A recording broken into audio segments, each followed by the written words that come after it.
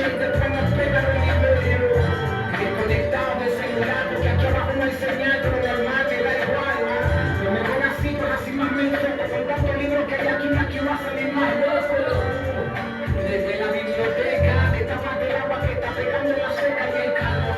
En lugares acogedores, pero lo único que nos hace falta es un ventilador. Estamos en bloqueados, circuito cerrado, no grabas con uno y otro apagado, check it out, wow. Porque esto promete, que a veces hay que parar porque los sonidos de la calle se meten en la grabación.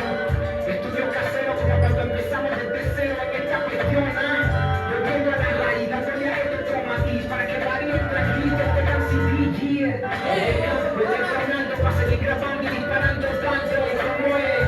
Ellos saben que esto no está easy, como dice un bro, para que le saquen dos con el que dice. Primero cabrona, ¿qué piensas tú? Yo creo que esto podría ser un interview, yo lo hago y you.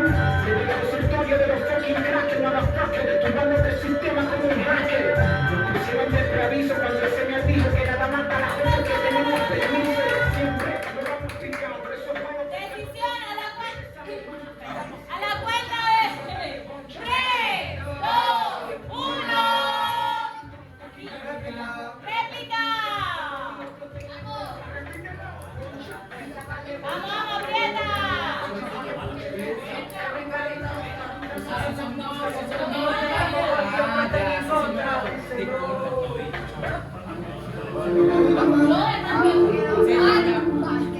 Ahora sí entiendo. Uno solo. Y dos. Ay, papá, que